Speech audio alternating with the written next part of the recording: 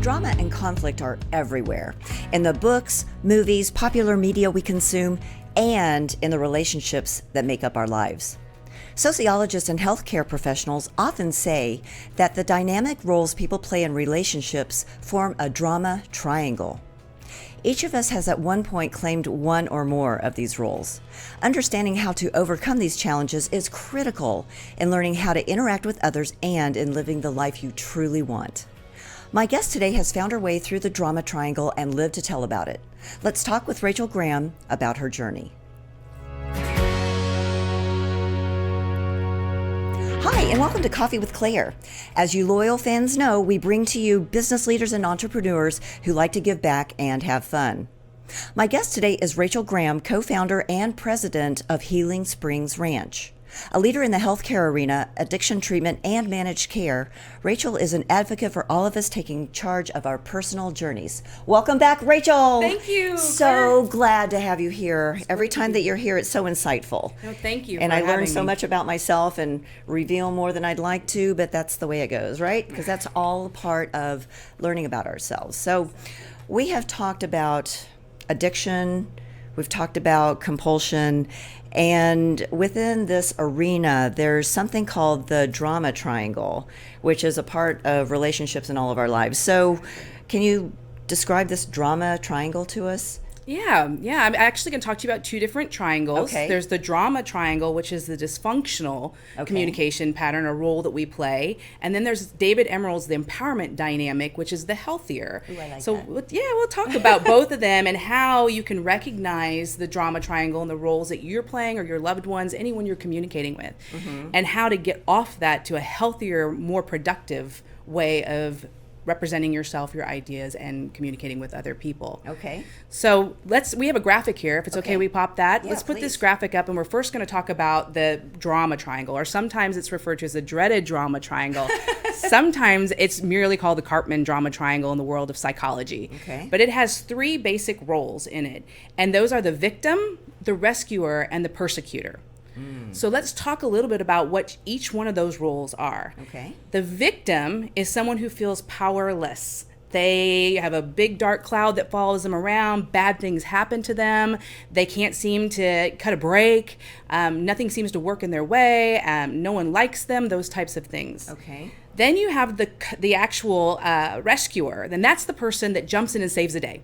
The rescuer needs a victim, and they jump in and save the victim. And the rescuer gets their self-worth from the need to feel needed.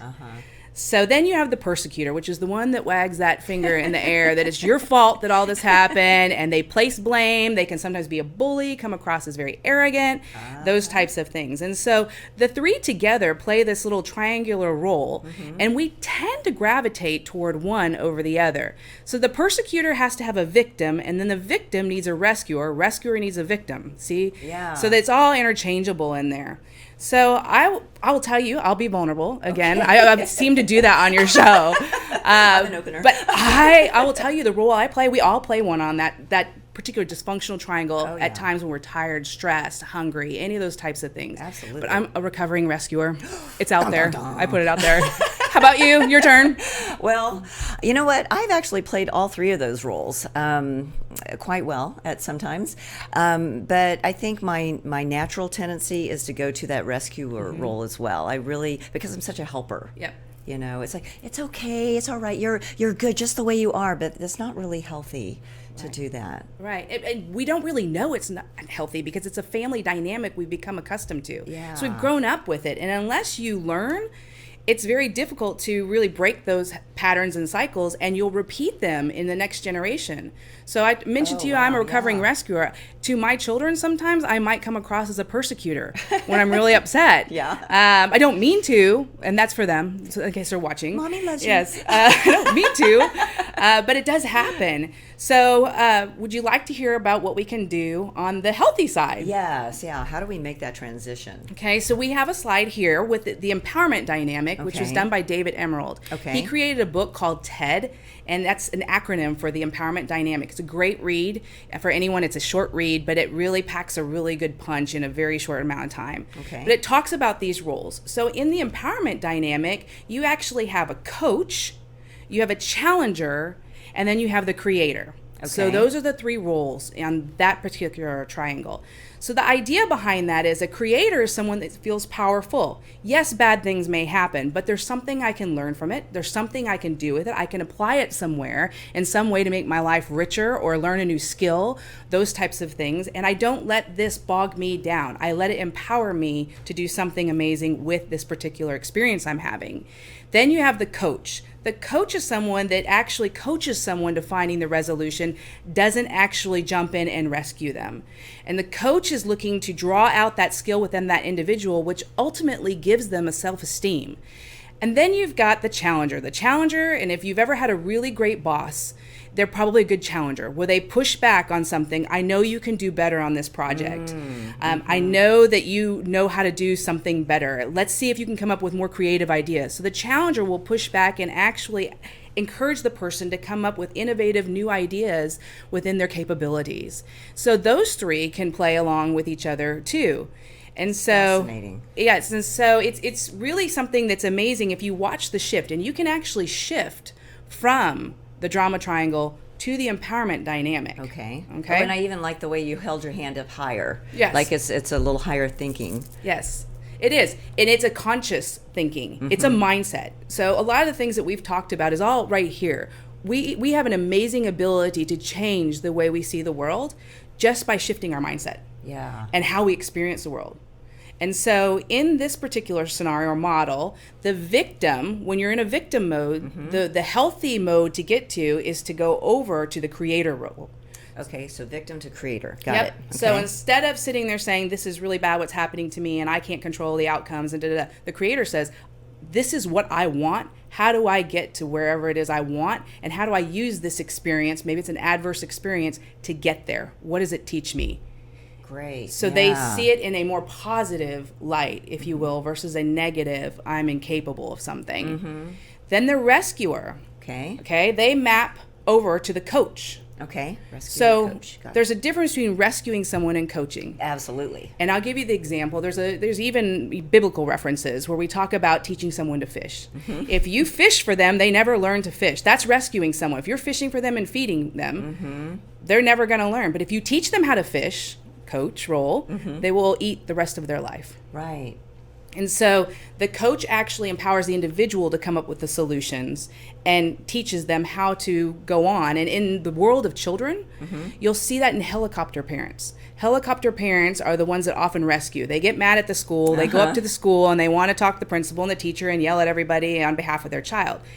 And what that does is it usurps power from that child. The best thing a parent can do is role play with their child and teach them how to go and have that conversation with that teacher or that principal to be more effective in their role. And it creates a level of confidence when they've handled the problem themselves. Yeah. If the parents keep going in and fighting the battle for them, the kids never learn, and they go to their parent and they never get solid footing and learn how to effectively communicate with people to achieve an outcome they desire. Yeah. That makes sense. Oh, absolutely. So then you have the persecutor, which is the placing the blame, the bully, becomes a challenger. Okay. So you can challenge someone in a very healthy way, especially when you know they have a capability that maybe they haven't explored yet. And like I said, in the manager relationship, good managers are great challengers. They're coaches too. Yeah. And then they play back and forth. Those two can kind of go back and forth. And so that's kind of how each of those dysfunctional roles map to a healthier role there. So when you're coaching, when you're working with individuals and they're kind of stuck in the negative triangle, what are some things that you help them think about, or different ways that you get them to map over to this more positive side? So it's about first acknowledging you're on the drama triangle. And how do you even know? How do you, what's that trigger? You can tell by if you're blaming people, if you're feeling victim-y, that woe is me, these bad things happen, I can't get out of it. There's lots of language of victim. We all know somebody who plays victim.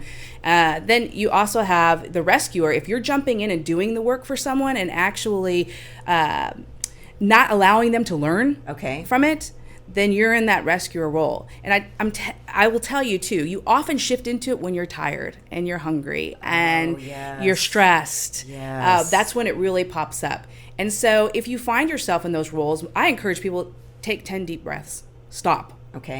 You got to get off this triangle.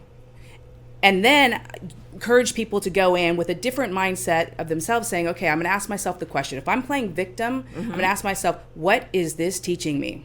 Ooh, I like that. Boom. Yeah. Now I've shifted. Okay. 'Cause now I have to answer that question and be real with myself. You know?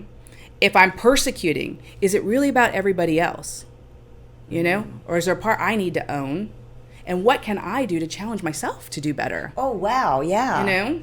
That's a huge shift. It is. And the same thing on the rescuer. Like I said, if I'm doing the work and saving someone, how do I teach them how to have those skills to save themselves at some future date? Yeah.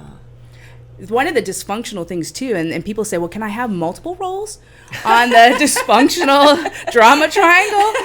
Yes, you can. Yes, you can. And we can do that. You think about it when you're fighting with your spouse or you're fighting with a loved one, or at work, you might be the persecutor at work, but at home you're the victim. So we have different roles that we'll play. We typically have one we gravitate toward, but I've also shared where I can actually play all three roles by myself in one setting. You're such an overachiever. You know, I can do it. And I'll give you the example is, you know, if you knew me, you'd know that I'm still trying to get down to a certain goal weight. And so I don't really need any extra calories, right? But I love those little Bluebell cups that they have out there. And so let's say I have a crazy day at work. And I say to myself, you know, it's been a crazy day.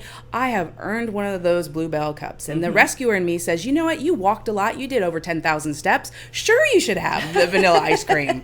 So I eat it. Then what happens? The persecutor comes out. What were you thinking? You have no business doing that. You're trying to shed weight. The only way to do that is to lower the caloric intake. Look what you've done. And it starts the whole cycle all over again. Then you fall victim to your own persecution. Oh, wow. That's the worst, to fall victim to your own self. So you're in that Bluebell mode, and you realize that you're playing this victim, and you shift. What happens? I mean, you know, what happens if you've already had that Bluebell ice cream, and then you realize that you want to shift into the more positive triangle? You're not still persecuting yourself anymore, right? Because you're looking at it more positively. Yeah, so what if you go ahead and consume the Bluebell, you have your Bluebell moment, right. Then a coach can step in and say, okay, what'd you learn from that? Did that really satisfy your need? Did that really fix the stress that you were having? And that was your justification for doing that. Did that really address that? Yeah. The answer is going to be no. It might for a few seconds, right? But then the challenger can come in and say, okay, now what are you going to do about this? Okay, well, we're going to throw out all the Bluebell ice cream cups. We're not even going to keep them in the house. Okay. That might be the first thing. Let's throw them out. Let's be very constructive. Yes. Okay. And then the coach might say, and you know what? You got to do 20,000 steps tomorrow, or whatever the situation may be. I mean, I don't do caloric math count very well. You're fine. But you know what I'm saying. You get the drift. But and then the creator can say, you know what? I've learned something about myself that I probably need to put safety around myself when I'm having stressful moments, and find an alternate solution to the Bluebell ice cream. Maybe it's going for a walk, or reading a book, or spending time with a friend, picking up the phone and calling a friend, whatever it might be. But I need to find a substitute for that. And that's the pattern that happens in the world of addiction. I use the Bluebell ice cream, but you can substitute that with addiction or compulsive behaviors. Sure. You can keep doing that. Yeah. And it can happen to all of us. And you mentioned that it is passed on from, you know, families, you know, from what your family dynamic was when you were growing up and things like that. So that can be pretty hardwired in us. Yes, it absolutely is. And if you don't get a handle on it, you can actually perpetuate it. So in my family dynamic, my mom was the victim oftentimes, and I became her rescuer. And that's not a healthy place to be. Yeah. I was always jumping in trying to rescue her. So I didn't know that was necessarily bad. And as rescuers, you're often praised. People come to you, Absolutely. you know how to fix my problem. Thank you So so much. I grateful. need you in my Yes. world. And the rescuer's getting intrinsic, unhealthy, albeit unhealthy, feelings and emotions and feedback to reinforce that behavior. And so when we find ourselves in that role, we've got to be very cognizant that we're in the role and get off of it. So, what happens if I become more self-actualized and I'm understanding this about myself and I realize that I want to transition out of this victim mode, but I have somebody in my life that really needs for me to be a victim? That's part of our relationship. If I move out of victim mode, are they going to leave me because I'm not what they need anymore? Well, then you're in a toxic relationship. Aha. You know, now we're really hitting on this. You're in a toxic relationship that you're going to need to express what you're going to need from the other person. And it's going to be up to them whether they can accommodate that. But you can choose to stay in a victim role, or you can say, you know what, I'm choosing not to let this bad thing bring us down. Yeah. I'm going to use this opportunity to figure out how I can leverage this experience to do something amazing with it. And that person can either get on board or not. But if that person continues to need you to be the victim so they can persecute or rescue Right, you, right. then you need to recognize you're in an unhealthy relationship. Wow. Now, you can teach people this. And again, sometimes just having this simple conversation or reading the book creates a level of awareness for people. They go, oh, I get it. And I didn't know that I was there before, Right. but I think it's much more empowering to accept that responsibility and work together to get to that other side of things. But I can see where people would really just I'm so comfortable being the persecutor. It's almost fun. Yeah. That's like my entertainment is to watch people's reactions when I do that kind of thing. So I guess that's a little bit of addiction to being a persecutor or something. You can. And my mom, I love my mom. Bless her heart. Yeah. She never even realized she was in that victim role, and I never realized I was in the rescue role. And when you're in the rescue role, here's something else we do, since I'm talking to one. Yeah. We're two rescuers having coffee. Is that we can rescue all over people that don't want to be rescued. And then we get in their way and they get mad. Yeah, exactly. And then we don't know why they're mad. Well, I'm just trying to help you. Why are you mad at me? Exactly. Or stop saying I'm sorry. I've had people say that to me too. It's like, dang it, I'm just trying to apologize. No, you apologized 20 times. It's enough. Yeah. Get over yourself. So when we are when a person's working with Healing Springs, about how long does it take for someone to kind of unravel these traits we've kind of been working with our whole lives? It depends. I mean, the first thing is creating awareness. And oftentimes we bring the families in, and then we get the families to own their role. Idea. The biggest part of healing someone is having everybody own their parts and pieces that they need to address.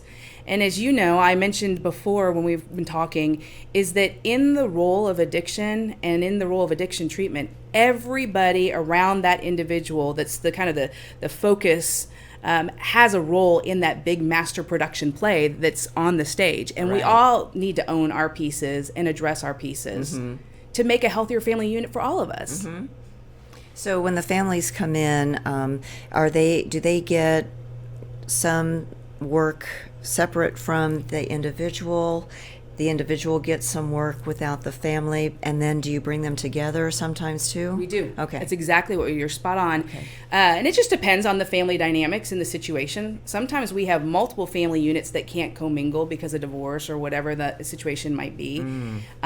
So we address all the pieces there and then bring them together to hopefully encourage everyone to learn how to communicate more effectively, so we're not persecuting all over each other and escalating tempers.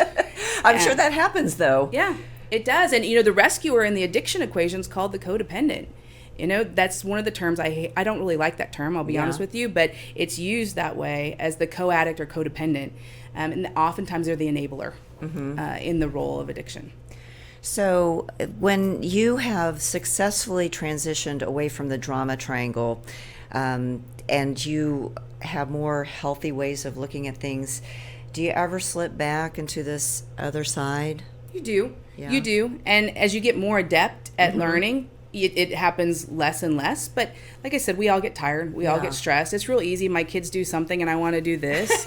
That's my knee-jerk reaction. As parents, that's what we do, right? But you can stay more on the empowerment dynamic once you understand it and not resort to this dysfunctional drama triangle. And I think one of the keys that you mentioned is the trigger of being tired or stressed or something like that. If we can either plan ahead, maybe we just know ourselves a little bit better, or, like last night I was on the road and I was almost out of gas and there was a wreck in front of me. Mm-hmm. And I knew I should have gotten gas before I left, but I didn't. And then I was persecuting myself. It's like, why didn't you stop and get gas? And it's like, I turned into the victim. Well, I really just wanted to get home and watch the game, and then the rescuer was like, oh, it's okay, Claire. I went through all of that in my car as I was driving home last night.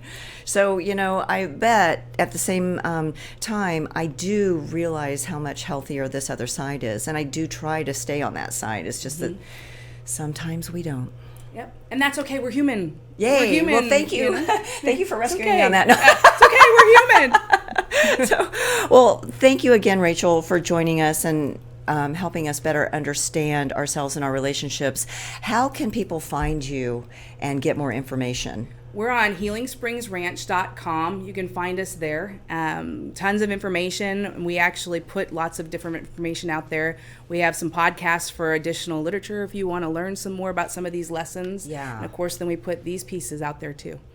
Well, we really appreciate you coming out and keeping us posted on all things relationship-wise, as well as getting healthy in ourselves. And also, thank you to our viewers and our listeners. Please make sure to like us on Facebook and follow us on Twitter, Instagram, and LinkedIn. We'll see you next time on Coffee with Claire. Bye-bye. Thanks for tuning in to this week's episode of Coffee with Claire. To learn more about today's guests, visit their website or find them on Facebook. To learn more about me, Claire Billingsley, follow me on LinkedIn or visit my website at coffeewithclaire.tv. And to hear more episodes of Coffee with Claire, subscribe, rate, and review the show on your favorite podcast and social media platforms.